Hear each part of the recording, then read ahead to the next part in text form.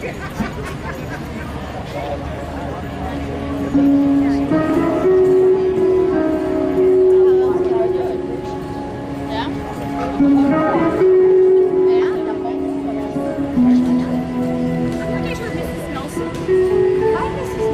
gold rush of the late 1800s brought a multitude of people to the western United States. One of these was Ed Shefflin, prospector, who in the summer of 1877 was told by soldiers from Camp Huachuca that all he would find out there would be his tombstone. In a way, they were right. Ed Shefflin struck silver. His mine and the thriving, raucous boom town that grew up around it were to be known as Tombstone. The most eventful period from late 1879 until mid-1882 was marked by the arrival and departure of Wyatt Earp, his friends, and family.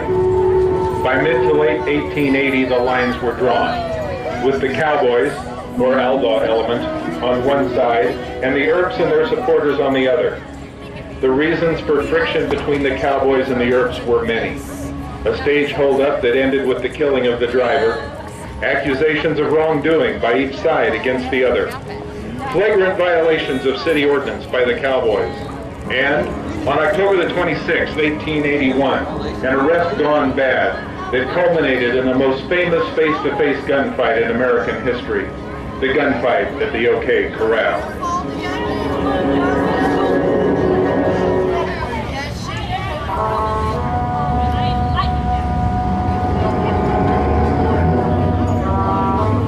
And now, allow me to introduce the cast of characters who take part in the impending drama.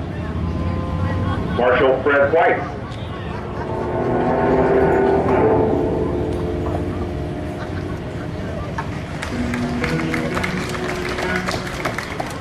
John Behan, Sheriff of Cochise County.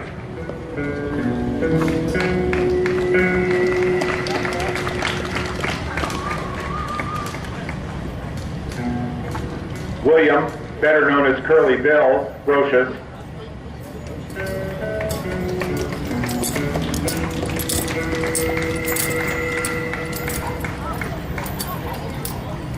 Friends on both sides joined in that day.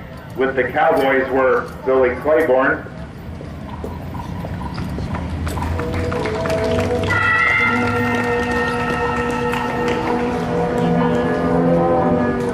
Frank McLaury,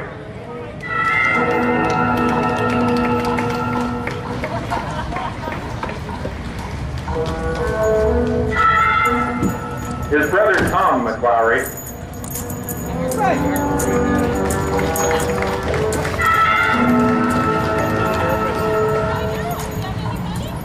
the Clantons were represented by young Billy Clanton,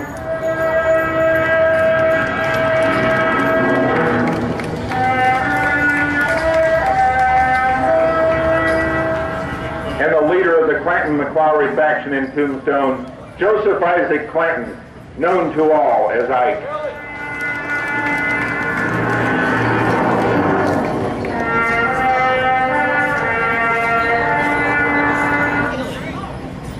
Next is John Henry Holliday, better known as Doc, dentist, gambler, friend of the Earps, cold-blooded killer.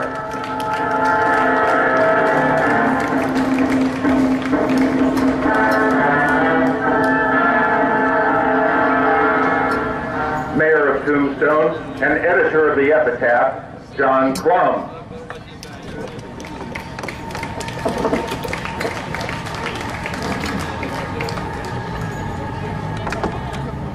And the Earps themselves, Morgan Earp,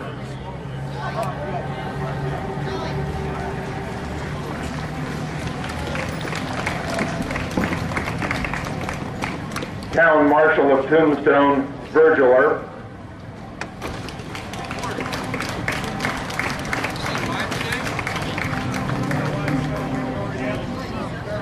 and perhaps the best known of the Earp brothers, Wyatt Earp. Virgil. Lord. I've got to go to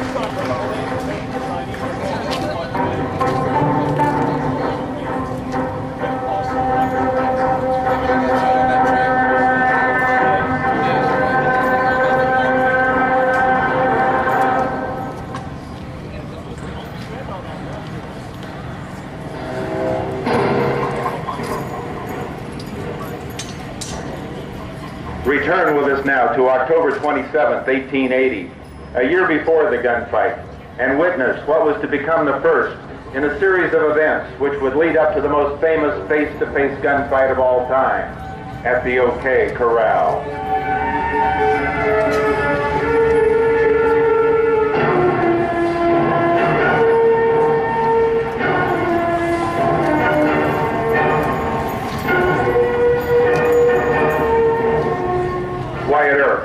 Returning home from Tucson, sees Curly Bill, Ike Clanton, and the rest of their bunch in the saloon and sees that they are all wearing guns.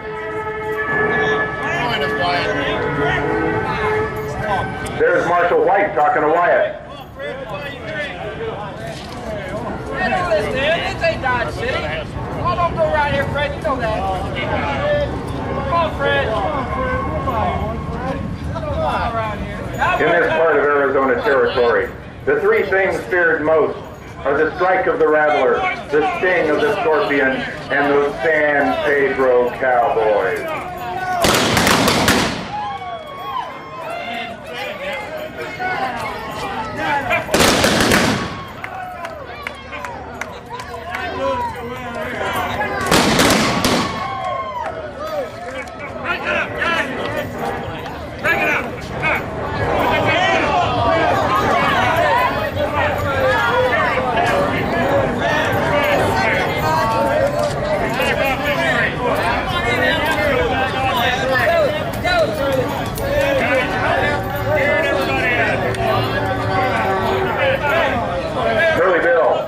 Giving Marshal White a hard time.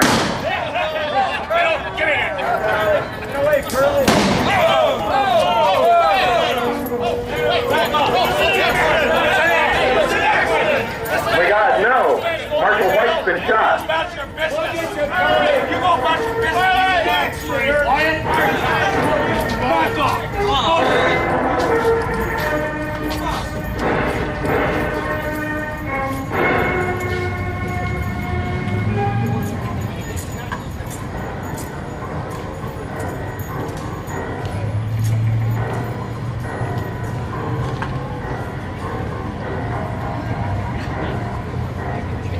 Marshal Fred White is dead, the victim of a drunken accident, and Virgil Earp is appointed to fill his position for the balance of the unexpired term. With Virgil Earp as marshal, things will change, and the cowboys know it. Marshal White had no real backing, and the outlaw element did pretty much as they pleased. No, the appointment of Virgil Earp is not popular with the cowboys.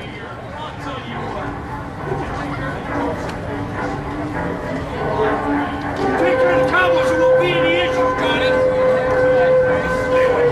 Stay away from you. Take care of the cowboys. Let it go, he ain't working.